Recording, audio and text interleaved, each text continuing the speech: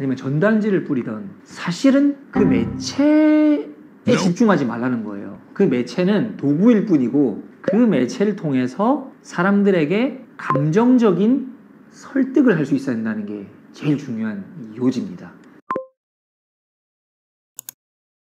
안녕하십니까, 이 선생입니다. 오늘은 특별한 책을 갖고 나왔습니다. 여러분이 사고 싶어도 살 수가 없는 책입니다.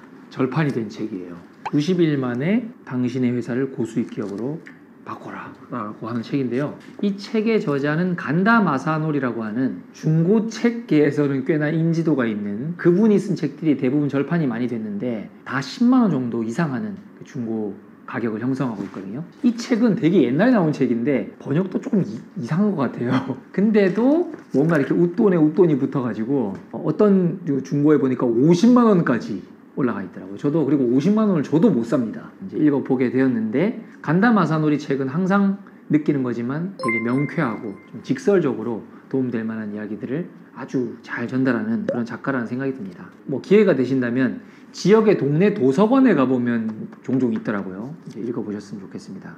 내용은 구체적인 테크닉들을 많이 소개해 주는데 저는 이 책을 통해서 좀 본질적인 이야기를 하고 싶어요. 제가 마케팅하는 사람이다 보니까 마케팅의 끝은 결국 어디로 돌아가냐면 컨텐츠로 돌아가거든요. 결국은 컨텐츠의 그 메시지가 얼마나 소비자에게 설득력이 있는가, 거기에 되게 깊고 본질적인 이야기를 이 간다 마사노리가 하고 있습니다. 그 얘기를 오늘 좀 할까 합니다. 강조 포인트? 첫 번째는 어떤 내용이 나오냐면 요즘 인터넷 광고가 많잖아요. 인터넷 광고가 되게 중요하다, 온라인 광고가 중요하다는 말씀 많이 들으셨을 텐데 거기에 대해서 이런 말을 해요. 많은 회사에서 착각하고 있는 것은 인터넷이라고 하는 매체 자체의 효과가 있다고 믿는 것입니다. 그냥 인터넷에 상품을 올리면 판매될 것이라고 생각합니다. 옛날에 쓴 책이다 보니까 인터넷 초창기 때 쓴 책이라 그래요. 그러나 이것은 큰 착각입니다 라고 하면서 되게 길게 설명을 해놨어요. 우리가 온라인 마케팅을 해야 한다는 말을 많이 하는데 자칫 이렇게 생각하고 있지는 않나요? 온라인에 뭔가 답이 있다, 온라인이 지금 대세고 온라인을 내가 공략하면 성공할 수 있다 하면서 채널 자체에 좀 집중하고 있는 건 아닌지 한번 생각해 보게끔 하는 내용들이 나와요. 인터넷을 쓰던 아니면 전단지를 뿌리던 사실은 그 매체에 집중하지 말라는 거예요. 그 매체는 도구일 뿐이고 그 매체를 통해서 사람들에게 감정적인 설득을 할 수 있어야 한다는 게 제일 중요한 요지입니다. 어떤 툴을 쓰던 간에 소비자의 마음을 사야 된다는 거예요. 그런 얘기 많이 들어보셨죠? 공감을 얻어야 된다, 마음을 사야 된다, 그리고 호감을 얻어야 된다, 이런 얘기 많이 들으셨을 텐데 그 얘기를 하고 있는 겁니다. 근데 요즘 너무 많은 땡땡땡 마케팅이라는 단어 때문에 그 땡땡땡에 집중하는 게 아닌가 하는 거죠. 예를 들면 유튜브, 블로그 마케팅 해라, 카페 마케팅 해라, 지식인 마케팅 해라, 구글 마케팅 해라, 이런 게 다 채널 자체로 자꾸 포커스를 맞추게 하는 말들이잖아요. 그런데 그런 채널보다는 결국은 그 채널을 통해서 내가 진짜 소비자의 마음을 잘 사고 있는가를 생각하라는 말을 하고 있는 겁니다. 대부분의 이야기들이 그런 내용들이 나오고 있어요. 자, 근데 인터넷 자체가 중요한 게 아니면 감정을 사는 게 중요하다고 말을 했잖아요. 그러면 어떻게 하면 감정을 살 수 있는 것이며 도대체 왜 감정을 사는 게 그렇게 중요하냐라고 의문을 가질 수가 있잖아요. 거기에 우리 이제 간다 마사노리가 아주 명확한 말을 해줍니다. 판매에 관한 근본적인 오해라고 하면서 이렇게 쫙 써가지고 그 카테고리에 뭐라고 되어 있냐면은 그러나 유감이지만 인간은 이유로는 사지 않습니다. 감정으로 삽니다. 그리고 그 후에야 비로소 이유로 정당화시킵니다. 사람은 감정으로 사고 이유로는 그냥 정당화시킬 뿐입니다. 여러분 그렇지 않나요? 살 때 보면 막 이렇게 마음이 동해서 산 다음에 그 다음에 뭔가 내가 이래 샀겠지 하면서 자기가 충동질을 했었어도 그렇게 조금 자기 합리화를 하잖아요. 그 얘기를 하는 거예요. 그러면서 하는 말이 이 순서가 틀리면 굉장히 치명적이 된다는 거예요. 잘 봐요. 아까 전에 감정이 먼저고 두 번째가 논리라고 했잖아요. 근데 이 순서가 틀리면 치명적이라는 거죠. 먼저 대부분의 사람들은 논리로 설명을 하죠. 이런 게 있으면 이것이 왜 좋은지를 논리적으로 막 설명해요. 그러면 어떻게 해요? 상대방은 그런 설명한 내 자신을 볼 때 점점 눈빛이 막 이렇게 경멸의 눈빛, 부담의 눈빛으로 바뀌면서 이 간다 마사노리의 표현대로라면 점점 나를 벌레 보듯 한다는 거예요. 심지어 해충이라고까지 표현해요. 해충 보듯이 본다고. 근데 반대로 내가 상대방한테 진짜 이것이 왜 필요한지에 대해서 마음을 열게 하고 또 내 말을 들을 준비를 시켰어. 그럼 이제 마음이 열리고 이게 궁금해졌잖아요. 그때 내가 이걸 자세히 설명하면은 맞아 하면서 듣고 그래서 얼마예요? 라고 하고 팔린다는 거죠. 판매에서 제일 중요한 거는 감정적인 호감을 먼저 얻는 것이 1순위고 그리고 뒤에 설명을 하려고 해야 됩니다. 근데 많은 초짜 영업사원들이 실패하는 이유는 설명을 먼저 하고 호감을 얻는 과정을 생략하기 때문에 세일즈에 실패한다. 이런 얘기를 하거든요. 그래서 사람이 그렇게 생겨 먹었기 때문에 감정이 중요한 거예요. 그런데 우리가 온라인으로 마케팅을 하고 있잖아요. 도대체 온라인에서 어떤 콘텐츠를 통해서 아니면 유튜브 뭐 이런 영상을 통해서 어떻게 하면 감정적으로 저 상대방한테 호감을 얻을 수 있을까요? 호감을 얻는 기술 이제 2가지를 알려드릴게요. 그건 이 책에 막 자세히 나오지는 않습니다. 요거는 이제 다른 부분에 대해서 제가 좀 얘기를 해드릴게요. 제 책에 나오는 내용을 좀 소개를 해드리면서 첨부해서 좀 말씀을 드릴게요. 기본적으로 사람은요, 누구를 가장 사랑할까요? 자기 자신을 사랑합니다. 자기 자신을 너무나 사랑해요. 그래서 그 점을 공략해야 상대방이 이제 귀를 엽니다. 일단 첫 번째, 마케팅 컨텐츠를 만들 때 철저하게 상대방 그 컨텐츠를 읽을 사람 아니면 볼 사람에게 정말 필요한 내용이라는 것을 잘 어필해야 돼요. 예를 들면 사소한 부탁을 하더라도요, 어떤 사람이 이렇게 하죠. 저 좀 도와주세요. 막 이렇게 말을 하잖아요. 근데 저 좀 도와달라는 말은 물론 뭐 도움을 요청했으니까 좀 그건 다르지만 제가 지금 많이 힘들어요. 저 이거 하나만 좀 팔아주세요. 이런 말은 지금 이 영상 들었을 때 여러분 이거 보시는 분 이거 좀 하나만 팔아주세요. 제가 좀 힘들거든요. 이렇게 말하면 사고 싶은 생각이 드나요? 안 든단 말이에요. 근데 이걸 만들기 위해서 한 20년 동안 진짜 고생했는데 이것을 먹으면 머리가 나고 있습니다. 머리가 막 쫙쫙쫙 나는데 머리가 좀 많이 요즘 빠지셔가지고 힘드신 분들은 이 얘기를 한번 들어보세요. 이런 식으로 말하면 머리 빠지고 있는 사람은 좀 관심이 갈 거 아니에요. 그런 식으로 모든 마케팅의 컨텐츠는 기본이 나를 도와달라는 for me가 되면 절대로 안 돼요. for you여야 돼요. 마케팅 컨텐츠는 for you여야 된다. 일단 명심하시고요. 그것을 조금 잘 표현하는 방식이 컨텐츠의 주인공을요, 고객으로 하는 거예요. 제가 예를 들어서 한 컨텐츠를 한번 비교를 해볼게요. 설명하는 방식으로 한번 해보겠습니다. 이게 포카리 스웨트지만 여러분 한번 이제 상상을 동원해서 성대 결절약이라고 한번 생각해 봅시다. 성대 결절약을 파는 글을 쓸 때 2가지 방식이 있을 거예요. 첫 번째는 그냥 이 약을 설명하는 겁니다. 이 약은 성대 결절 치료에 굉장히 도움이 됩니다. ABC라고 하는 성분이 들어갔고 그 ABC라고 하는 성분은 요런 특징이 있습니다. 그리고 이 약을 만든 연구진은 이승민이라고 하는 사람인데, 이승민이라고 하는 사람은 이쪽 업계에서 굉장히 권위를 갖고 있는 사람입니다. 여러 임상 사례를 통해서 수많은 좋은 약을 만들어 본 그런 사람입니다. 이렇게 글을 쓰는 사람이 있고요. 또 하나는 이제 스토리텔링을 고객에다가 주인공을 두고 하는 겁니다. 네, 안녕하세요. 저는 오늘 이 성대결절약인 포카리 성대약을 소개하려고 합니다. 얼마 전에 심씨 성대결절을 오래 알아온 한 아나운서를 만났습니다. 그 아나운서분은 원래 참 좋은 목소리 때문에 아나운서의 꿈을 꾸었고 꽤 잘 나가는 아나운서였는데요. 어느 날 갑자기 한번 방송 촬영하던 중에 큰 소리로 뭘 낸 적이 있었는데 그때 우리 성대가 이제 나가서 계속해서 아프고 고민하고 막 그런 분이었어요. 그리고 막 찾다가 수술도 받았다고 하고 받아도 잘 안 낫는 거예요. 그리고 또 좋다는 한약도 먹어보고 별짓을 다 해봤는데도 안 낫던 분이셨어요. 근데 어떻게 우연한 기회로 저희가 만든 이 포카리 성대약을 소문을 듣고 찾아오셔가지고 조금씩 한 3개월 동안 속는셈 치고 꾸준히 드셔보신 거예요.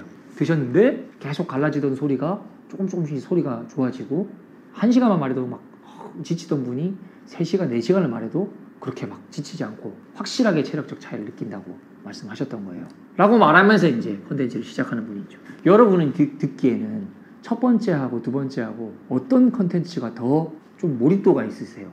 당연히 아마 두 번째셨을 거예요. 왜냐면 여러분이 고객인데 제가 고객의 이야기를 했기 때문에 동질감을 느끼는 거거든요. 심지어 지금 이 영상을 보시는 분 중에 성대결절을 아니신 분도 많잖아요. 근데 내가 이미 고객이고 소비자이기 때문에 소비자의 이야기를 들으면 그냥 그 공급자의 그 제품 얘기를 들을 때보다는 귀가 열린다는 거죠. 기본적으로 나와 비슷한 이야기 그리고 나에게 도움되는 이야기에 사람들은 귀를 엽니다. 그러니까 마케팅 컨텐츠를 쓸 때 꼭 감정을 얻기 위해서는 그 상대방이 가장 좋아하는 이야기를 해야 되는데 그 좋아하는 이야기는 그 사람과 비슷한 고객의 이야기 아니면 그 사람에게 도움되는 이야기여야 된다는 것을 잊지 마십시오. 그렇게 되는 이유는 먼저 설명부터 하면은 귀가 안 열린다고.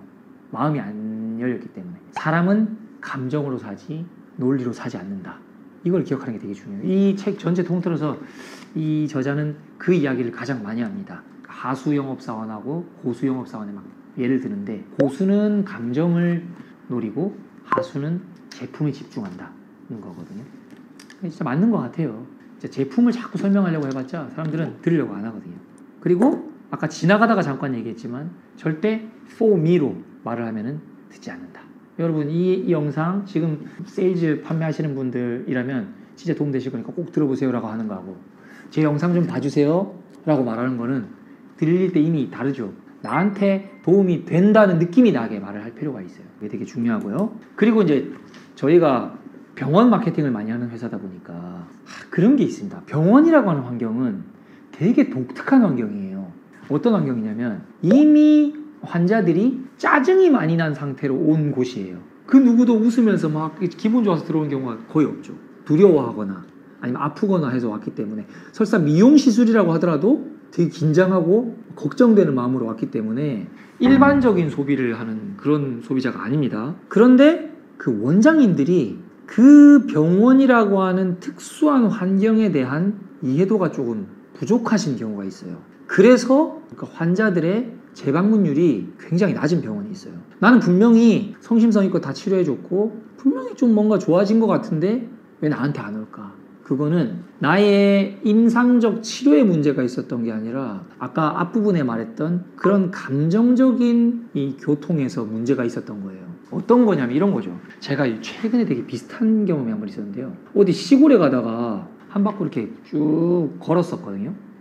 걷는데 갑자기 소나기가 쏟아지는 거예요. 근데 옛날 어디서 막 보던 그 우산 장수가 있더라고요. 우산 장수 아저씨가 나이가 좀 지긋하신 그분한테 제가 이거 우산 얼마예요? 이랬더니 아저씨가 갑자기 인상을 막 쓰더니 이러더라고요. 요즘 사람들은 진짜 안 돼. 뭐 갑자기 이러는 거 제가 우산이 얼마인지 물어봤는데 얼마예요? 요자 이런 말은 자기는 못 참겠대. 막 군대 모자를 쓰고 계시던데 옛날 같았으면 뭐 씁니까? 뭐 이렇게 물어야 되는데 우산 얼마예요? 이런 식으로 물어도 되니까 젊은 놈들이 다 막 다 들리게 되게 기분 나쁘게 저는 되게 웃으면서 말씀을 건넸는데 저도 기분이 되게 나쁘잖아요. 근데 우산 살 수 있는 사람이 그 사람밖에 없는 거예요. 그래서 제가 죄송합니다 하면서 우산을 샀거든요. 근데 제가 우산을 사고 나오는 마음이 어땠을까요? 만약에 다른 우산을 살 수 있는 선택지가 있었으면 저는 그 사람한테 안 갔을 거예요. 병원이라는 곳이 좀 그렇습니다. 병원은요, 환자들이 좀 불만을 느껴도요, 그 의사에 대한 권위감 때문에 불만이 있어도 얘기하지 않아요. 근데 원장님들은 불만을 얘기 안 하니까 그냥 큰 문제가 없다고 생각하는 경우가 많더라고요.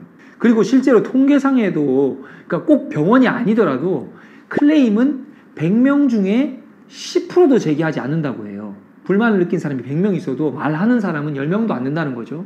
병원은 어떨까요? 더 심한 거예요. 그 자리에서 좀 마음에 안 들어도 환자들은 혹시라도 나에게 불이익이 오지 않을까 하는 그 두려움 때문에 얘기를 못 하거든요.